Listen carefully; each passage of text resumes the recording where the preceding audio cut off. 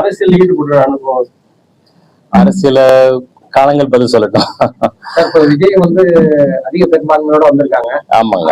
உங்களுடைய இது இல்ல, இன்றைய வந்து இளைஞர்களுடைய எழுச்சியை பாக்குறோம். அதாவது இளைஞர்கள் வந்து மிகப்பெரிய ஒரு எழுச்சியோட இந்த முடிவை கொடுத்திருக்கிறாங்க தமிழ்நாட்டு மக்களுக்கு. அதாவது நம்ம ஜல்லிக்கட்டுலயும் பார்த்தோம், ஜல்லிக்கட்டுலயும் அவங்களுடைய எழுச்சி அங்க ஆரம்பமாச்சு. அதனுடைய கண்டினியூஷன் தான் இன்னைக்கு வந்து இந்த ஆட்சி மாற்றத்தை மிகப்பெரிய எழுச்சி அந்த இளைஞர்கள் தான். அதாவது இன்னைக்கு புதுசா ஓட்டு போட்ட இளைஞர்களாகட்டும் ஒரு பெரிய மாற்றத்தை எழுச்சியை உண்டாக்கி இருக்கிறாங்க. அவங்களுடைய எதிர்பார்ப்பு எனக்கு தெரிஞ்சு அவங்கள வந்து ஒரு ஊழலற்ற ஒரு ஆட்சியும் ஒரு நல்ல ஒரு வேலை வாய்ப்பு, அதாவது மக்கள் பணம் மக்கள்கிட்ட இருக்கணும், வரிகளை குறைச்சி கவர்மெண்ட் செலவை குறைச்சிக்கிட்டு மக்கள் பணம் மக்கள்கிட்ட இருந்து அப்படி ஒரு ஆட்சி அமைஞ்சதுன்னா மக்களுக்கு, மாணவர்களுக்கு எல்லாருக்குமே ஒரு சந்தோஷமான ஒரு வாழ்க்கை கொடுக்கும்னு நினைக்கிறேன். இதுக்கு முன்னாடி இந்த ஆட்சி சரியா இல்லைன்னு இல்ல, இந்த எழுச்சி தானே பாக்குறோம். எழுச்சி வந்து இன்னைக்கு மாற்றத்தை விரும்புறாங்க. என்ன மாற்றத்தை விரும்புறாங்க, என்ன எதிர்பார்க்கறாங்கன்னு பார்க்கும்போது அவங்களுடைய மனநிலைகள், அவங்கள்ட்ட பேசும்போது, அவங்கள்ட்ட இது பண்ணும்போது அவங்க எதிர்பார்க்கறாங்க இன்னும் வேலை வாய்ப்புகள் அதிகமா வேணும்.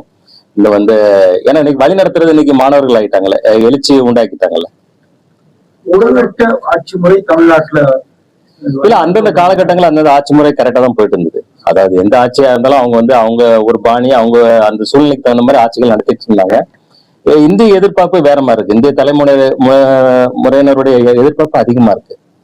அவங்க வந்து முற்றிலும் ஆட்சி ஒரு இது வரைக்கும் நடக்காத ஒரு சரித்திர எழுச்சி உண்டாக்கிட்டாங்க இல்லையா. சோ அப்போ வந்து அவங்களுக்கு என்ன எதிர்பார்க்கறாங்கன்றமோ அவங்களோட பேசும்போது அவங்களுடைய எதிர்பார்ப்பை தான் நம்ம பிரதிபலிக்கிறோம்.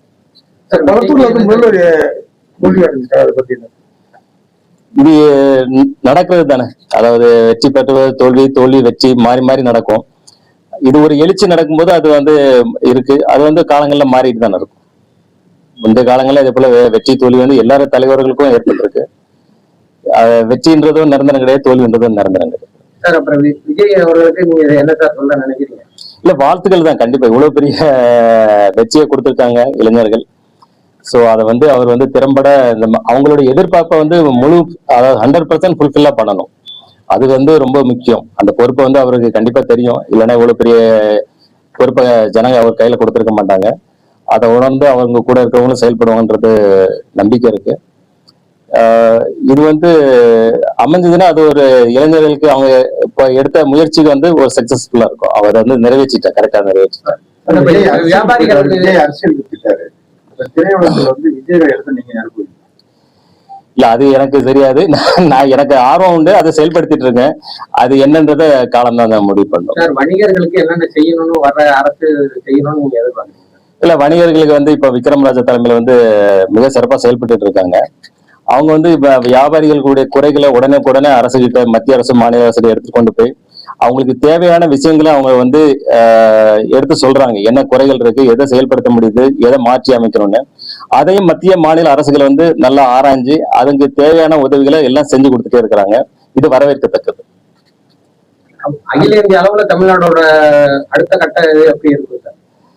இல்ல, இந்தியாவுக்கு ஒரு எழுச்சியா தானே இருக்கு. இந்தியாவே வந்து பாத்தீங்கன்னா மிரண்டு போய் தான் நிக்கிறாங்க இந்த எழுச்சியை பார்த்து, மாணவருடைய அதாவது இளைஞருடைய எழுச்சி பார்த்து. சோ அந்த அளவுக்கு ஒரு நல்லா சிறப்பா இருக்கு.